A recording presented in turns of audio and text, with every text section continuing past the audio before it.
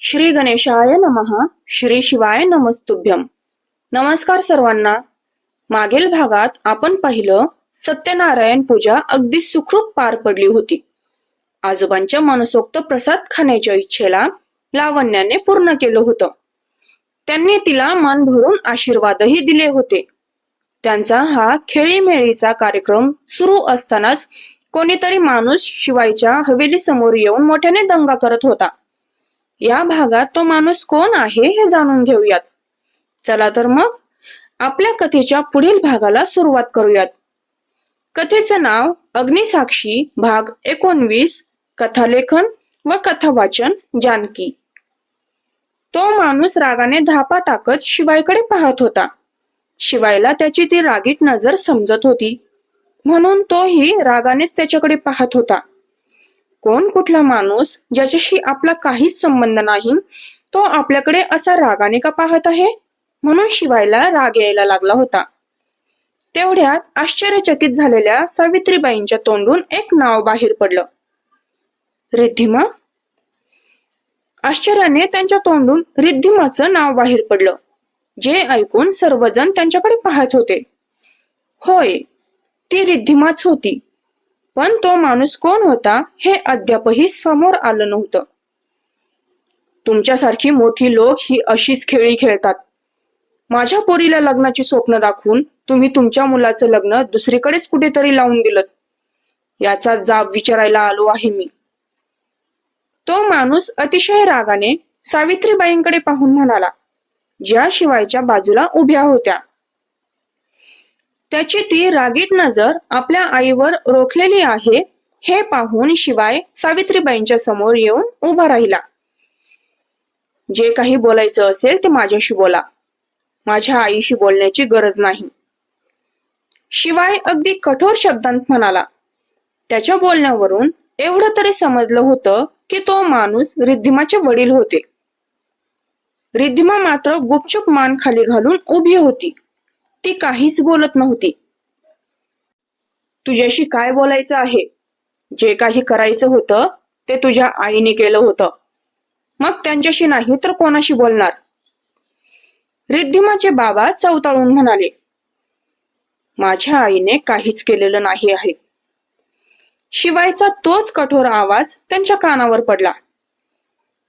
भलेही तुझ्या आईने मुद्दाम केलं नसेल, पण माझ्या मुलीने स्वप्न खूप रंगवली होती. तिच्या स्वप्नांचा असा चुराडा झालेला मी नाही पाहू शकत. रिद्धिमाचे बाबा तिच्या डोक्यावर हात फिरवत म्हणाले. तिने मात्र खाली असलेली नजर अजूनही वर केली नव्हती. कदाचित तिला शिवायच्या डोळ्यात डोळे घालून पाहण्याची हिंमत होत नव्हती. शिवायने एकदम मागे उभ्या असलेल्या रिद्धिमाकडे पाहिलं. मला तुमच्या मुलीला एक प्रश्न विचारायचा आहे. शिवाय तिच्याकडे एक नजर टाकून तिच्या बाबांना म्हणाला. अजिबात बोलू देणार नाही. जे काही बोलायचं आहे ते माझ्याशी बोल. ते तिला आपल्या पाठीमागे सारत म्हणाले. त्यावर शिवायने रागाने आपला जबडा घट्ट केला. कसा बसा त्याने स्वतःचा राग आवरला आणि पुढे बोलू लागला. लग्नाचं जे काही बोलणं झालं होतं ते माझी आई आणि तुमच्या मुलीमध्ये झालं होतं. त्यामुळे तुमच्यापेक्षा जास्त माहिती तुमच्या मुलीला असणार. मला तिला फक्त एकच प्रश्न विचारायचा आहे. त्यानंतर आपण जे काही बोलायचं आहे ते बोलू. शिवाय स्वतःचा राग आवरत म्हणाला. समोर ये. तिच्या बाबांच्या परवानगीची वाट न पाहता त्याने आपला हात समोर केला आणि तिला समोर ये असं हाताने खुणावलं. त्याच्या त्या इशाऱ्याने रिद्धिमा घाबरली होती. तिचे बाबा अजूनही रागात पाहत होते. घाबरू नकोस. निष्कर्षापर्यंत पोहोचण्यासाठी मला तुला फक्त एक प्रश्न विचारायचा आहे. त्यामुळे लवकर पुढे ये. मी पुढे आलो तर तुला मागे फिरू देणार नाही मी. शिवाय कडक शब्दांत म्हणाला. त्यामुळे ती घाबरून पटकन पुढे येऊन उभी राहिली. आता मी जे काही विचारेन त्याचं खरं खरं उत्तर द्यायचं. जर मला चुकीचं उत्तर मिळालं तर मग मी काय करेन सांगता येत नाही. माझी आई कधीच खोटं बोलत नाही. त्यामुळे तू जे काही सांगितलं ते खरं आहे की नाही हे मी माझ्या आईला विचारणार. तिची चूक असली तरी ती कबूल करते आणि नसली तरी ती तसं सांगतेच. तुझ्याकडूनही तेच अपेक्षित आहे. शिवाय तिला म्हणाला. ती त्याच्या आवाजानेच घाबरून जात होती. तर मला सांग की आईने तुझ्याशी बोलताना लग्न पक्क ठरलं आहे असं सांगितलं होतं का? त्याचा तो प्रश्न ऐकून तिचे डोळे मोठे झाले. त्याला काय उत्तर द्यावं हे तिला समजत नव्हतं. मी एखादा प्रश्न एकदाच विचारत असतो. वारंवार विचारण्याची मला सवय नाही आहे. दुसऱ्यांदा विचारण्याची वेळ आली तरी माझी त्यासाठी पद्धत वेगळी आहे. त्यामुळे मला तो प्रश्न पुन्हा एकदा विचारायला भाग पाडू नकोस. शिवायने तिला छोटीशी धमकी दिली आणि ती आधीपेक्षाही प्रचंड घाबरली. माझ्या मुलीला धमकावून असं घाबरवून काय मिळणार आहे तुला? तिच्या बाबांनी समोर येत विचारलं. सध्या यावेळी मी तुमच्या मुलीसोबत बोलत आहे, तर मला असं वाटतं की तुम्ही मध्ये न बोललेलंच बरं आहे. शिवाय आपली करडी नजर त्यांच्यावर रोखत म्हणाला. तुला उत्तर देण्यासाठी कुठला मुहूर्त हवा आहे? त्याने तिच्याकडे पाहून विचारलं. आता तिचं उत्तर काय असणार हे ऐकण्यासाठी सर्वजण कान देऊन उभे होते. लावण्याला रिद्धिमा कोण होती आणि तो विषय काय होता? सुरुवातीला हे काहीच समजलं नव्हतं, पण तिच्या वडिलांनी जे सांगितलं होतं ते ऐकून तिला जबरदस्त धक्का बसला होता. आपल्या आधी शिवायचं रिद्धिमा सोबत लग्न ठरणार होतं हे समजल्यावर तिला वाईट वाटायला लागलं होतं. रिद्धिमाने एकदा मागे वळून तिच्या वडिलांकडे पाहिलं आणि नंतर त्याच्या प्रश्नाचं उत्तर देण्यासाठी तिने आपलं तोंड उघडलं. नाही, काकूंनी फक्त मला पाहिलं होतं. लग्न ठरलं आहे असं जाहीर केलं नव्हतं. तिने जे खरं आहे ते उत्तर दिलं. ते उत्तर ऐकून शिवायच्या ओठांचा कोपरा किंचित उंचावला गेला. तर तिचे बाबा रागवले होते. बाकीचे सगळे तिने खरं सांगितलं म्हणून निश्चिंत झाले होते. नाहीतर आजकालच्या मुली खोटं बोलण्यात पटाईत असतात. त्याचं उदाहरण त्यांना आधीही पाहायला मिळालेलं होतं. मला माझ्या प्रश्नाचं उत्तर मिळालं आहे. आता आपण चर्चा करू शकतो. काय बोलणार आहात यावर? अजूनही आरोप प्रत्यारोप करायचे आहेत का? शिवायने तिच्या बाबांकडे पाहून विचारलं, पण ते तर रागाने रिद्धिमाकडे पाहत होते. तुमच्या मुलीचं उत्तर तुम्ही व्यवस्थित ऐकलं असेल. तिने स्पष्ट सांगितलं आहे की माझ्या आईने लग्नासाठी होकार दिलेला नव्हता.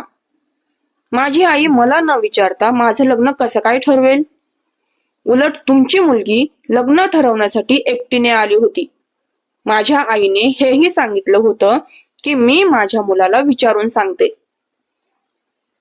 शिवाय कधी तिच्याकडे तर कधी तिच्या वडिलांकडे पाहून बोलत होता. तो जे सांगत होता ते खरं होतं. आता मला माझ्या घरासमोर तमाशा नको आहे.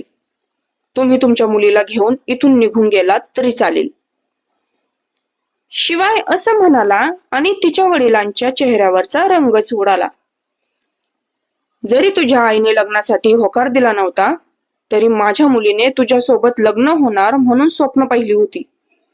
तिची स्वप्न अशी क्षणात तुटताना पाहून एका बापाच्या काळजाला किती त्रास होत असेल याचा जरा विचार कर. तिचे बाबा शिवायकडे पाहून म्हणाले. तशी शिवायची एक भुवई वर गेली. तो माझा प्रश्न नाही आहे. तिने स्वतःला स्वप्न दाखवली आहेत. यात माझी आणि माझ्या आईची तर नक्कीच कुठेही चूक नाही. त्यामुळे मला या विषयावर बोलायचं नाही आहे. तुम्ही तुमच्या मुलीला घेऊन इथून जाऊ शकता. शिवायने सरळ सरळ त्यांना हकलण्याचा प्रयत्न केला होता, तर तिचे बाबा रागाला गेले होते. अजिबात नाही. आता जोपर्यंत माझ्या मुलीसाठी तुमची आई तुमच्या बरोबरीचं स्थळ सुचवत नाही तोपर्यंत माझी मुलगी तुमच्या घरातून बाहेर जाणार नाही. रिद्धिमाचे बाबा म्हणाले. तसे सगळेच आश्चर्यचकित झाले. डोक्यावर पडला आहात का तुम्ही? आम्ही कुठला गुन्हा केलेला नाही, त्यामुळे आम्ही तुमच्या मुलीला आमच्या घरात बसवून घेणार नाही. आता जर माझ्यासोबत वाद घातलात तर मी पोलिसांना बोलावेन. कोणी काहीच बोलत नव्हतं.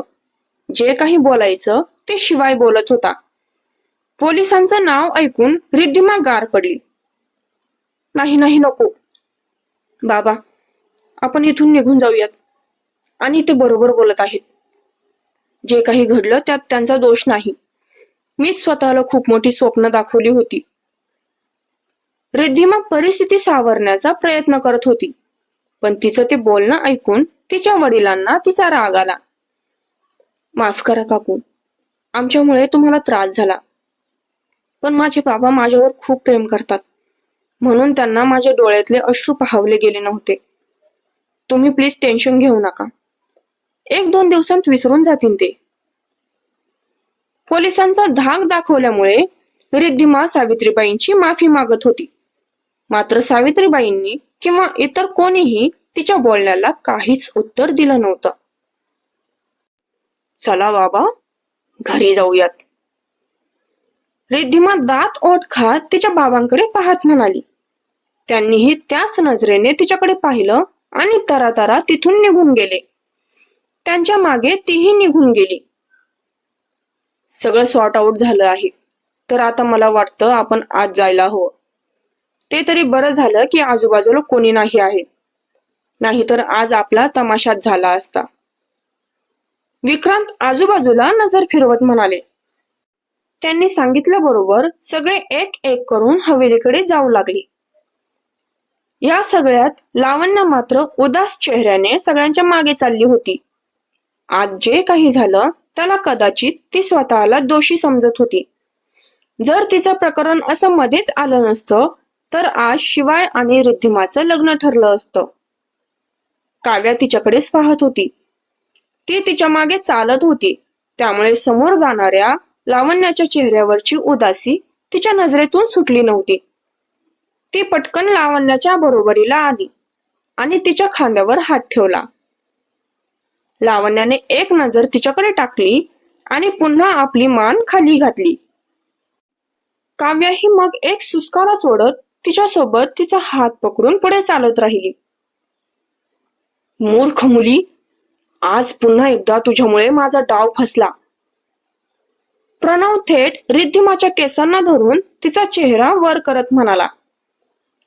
हा प्लॅन करून तुझा बाप बनून मला तुला त्या शिवायच्या घरात घुसवण्याचा चान्स मिळाला होता, पण तू काय केलंस? प्लॅनवर पाणी फिरवून टाकलंस. अर्थातच रिद्धिमाचे वडील बनून जो व्यक्ती गेला होता तो प्रणव होता. आजही आपला डाव फसला म्हणून तो राग करत तिलाच दोष देत होता. शिवायकडून आल्यानंतर तो रागातच त्याच्या रूम मध्ये गेला होता. कपडे बदलून नेहमीप्रमाणे तोंडाला मास्क लावून बाहेर येऊन तिच्यावर राग काढत होता. आधी तर चेहऱ्यावर मोठमोठी दाढी मिशी लावल्याने त्याचा चेहरा कसा असेल याचा अंदाज लावता येत नव्हता, पण घरी आल्यावर त्याला ती दाढी मिशी काढावी लागली होती आणि पुन्हा आपला मास्क लावावा लागला होता. हा काय प्लॅन होता का प्रणव? जे कारण सांगून तू मला त्यांच्या कुटुंबामध्ये घुसवणार होतास त्या कारणाला काहीच अर्थ नव्हता. माझं आणि शिवायचं लग्न होईल असं आश्वासन सावित्रीबाईंनी दिलेलं नव्हतं. हे कारण मुळीच पटणारं नव्हतं तिथे राहण्यासाठी. जर पोलीस आले असते आणि उलट तपासणी सुरू झाली असती तर मग काय केलं असतंस तू? त्या दृष्टीने विचार केला आहेस का तू? रिद्धिमा ही वारंवार त्याच्या अशा वागण्याला कंटाळली होती. शेवटी आज तिने स्वतःचा आवाज वाढवलाच. बहुतेक काही अंशी त्याला तिचं बोलणं पटलेलं असावं, म्हणून त्याने तिचे केस सोडले होते. तेव्हा तो विक्रांत, सावित्रीबाई आणि शिवायला पाहिल्यामुळे रागात होता, म्हणून त्याचं फक्त एकच लक्ष होतं की रिद्धिमाला शिवायच्या कुटुंबात प्रवेश द्यायचा. रिद्धिमा जे बोलली होती त्यावर त्याने पूर्वी विचारच केला नव्हता. तू जात, सध्या काही हालचाल करता येणार नसेल तरीही मला पुढची प्लॅनिंग करून ठेवावी लागेल. मी जोपर्यंत बोलावत नाही तोपर्यंत रूम मधून बाहेर यायचं नाही. तुला खायला प्यायला काय लागत असेल त्या सर्व गोष्टी रूम मध्ये मिळून जातील. 1-2 मिनिट त्याने आपले डोळे बंद करून स्वतःचा राग शांत करत तिला फरमान सोडलं. तिलाही तिथे त्याच्यासमोर थांबावं वाटलं नव्हतं, म्हणून पटकन रूम मध्ये निघून गेली होती. ती गेल्यानंतर तो तिथे सोफ्यावर बसला आणि गहन विचारात हरवून गेला. त्या घटनेला 2-3 दिवस उलटून गेले होते. या 2-3 दिवसांमध्ये शिवाय आणि लावण्याला देवदर्शन करून आणलं होतं. आजपासून ते त्यांच्या संसाराला सुरुवात करू शकणार होते. आणि नेमकी आज वटपौर्णिमा होती. लावण्या, बाळा तुला जमेल ना उपवास करायला? सावित्रीबाईंनी ती आवरून हॉलमध्ये आल्यानंतर प्रेमाने तिच्या डोक्यावरून हात फिरवत विचारलं. हो आई, मी माझ्या मम्मीला हा उपवास करताना आणि पूजा करताना पाहत होते. ती जशी पूजा करत होती ते अजूनही मला आठवतं. मी नेहमी तिच्यासोबत पूजा करताना जात असायचे. तिच्या पायात पाय घुटमळत असायचे. बऱ्याच बायका यायच्या पूजेला, तर त्यांच्या पूजेवरचे आंबे उचलून खात होते मी. लावण्याने हसून सांगितलं. तसेच सगळेच खळखळून हसू लागले. कमाल आहे, तुला अजूनही एवढ्या लहानपणीची गोष्ट आठवते? तिने जेव्हा सांगितलं की ती पूजेवरचे आंबे उचलून खात होती तेव्हा नमिताने आश्चर्याने विचारलं. फक्त लहानपणीच नाही ताई, मी तर जोपर्यंत माझी आई होती तोपर्यंत अशीच करत होते. तिच्यासोबत पूजेला जाताना एक वेगळाच आनंद मिळायचा. तिची ती पूजा आठवली की मन भरून येतं. देवाकडे तिच्या सौभाग्याच्या दीर्घायुष्यासाठी ती प्रार्थना करत होती. पण नाही पप्पा राहिले आणि नाही ती. वट सावित्री पूजेच्या दिवशीचे क्षण आठवून तिला गलबलून आलं. तिचे पाणावलेले डोळे पाहून नमिता सोडून बाकी सर्वांनाच वाईट वाटलं. शिवायची नजर मोबाईल मध्ये होती, पण कान मात्र लावण्याच्या बोलण्याकडे होते. ए बाळा, आज आनंदाच्या क्षणी असं रडायचं नसतं बाळा. जे झालं ते त्यांचं नशीब होतं. बरं ते सोड. चल आता आपण पूजा करून येऊ. गीता तिच्या जवळ येत तिच्या डोक्यावरून प्रेमाने हात फिरवून म्हणाल्या. तशी लावण्या आश्चर्याने त्यांच्याकडे पाहू लागली. काय आजी, तुम्ही सुद्धा उपवास करणार आहात? लावण्याने आश्चर्याने विचारलं. तिचा प्रश्न ऐकून सर्वांच्या चेहऱ्यावर प्रश्नचिन्ह उमटले.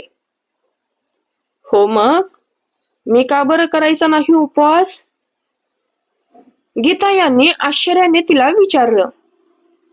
तुम्हाला त्रास तर नाही ना होणार आजी? वयामुळे थकल्यासारखं नाही का होणार?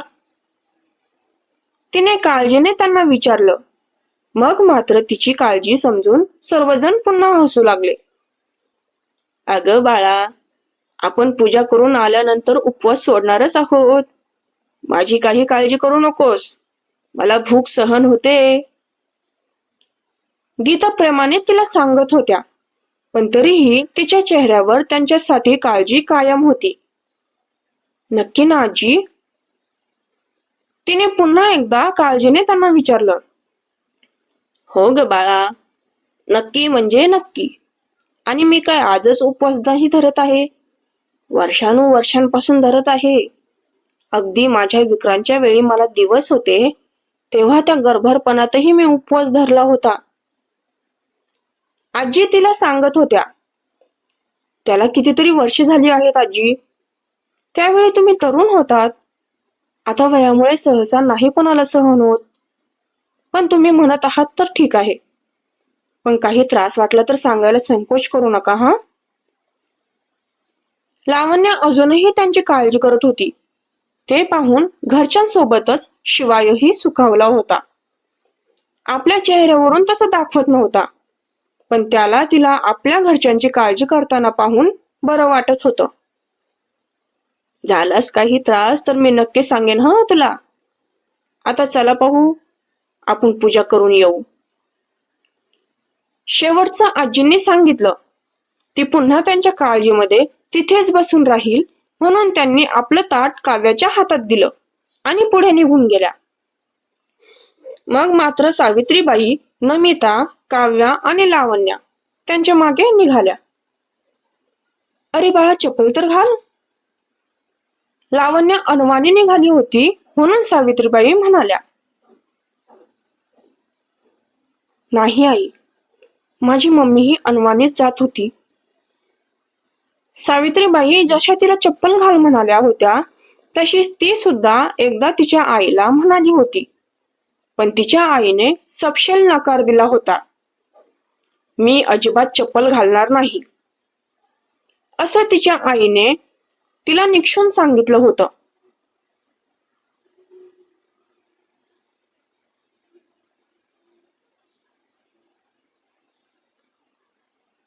अवघड आहे या पोरीचं.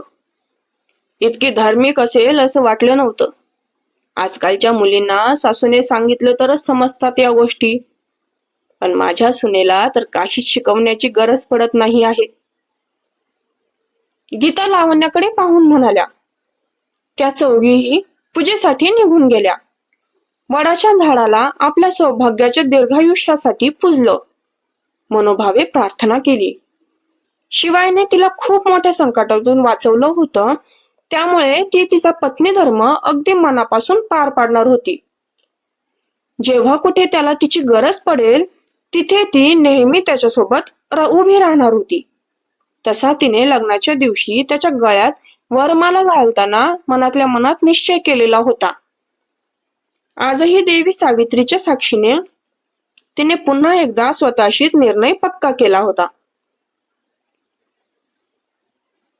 कसा वाटला हा भाग? हे व्हिडिओला लाईक आणि कमेंट करून नक्की सांगा. भाग आवडला असल्यास आपल्या चॅनेलला सबस्क्राईब नक्की करा. पुढे येणाऱ्या रोमांचक आणि थरारक वळणांसाठी सज्ज व्हा. लवकरच कहर माजणार आहे. भेटूया पुढील भागात. पुढील भाग लवकरच. धन्यवाद.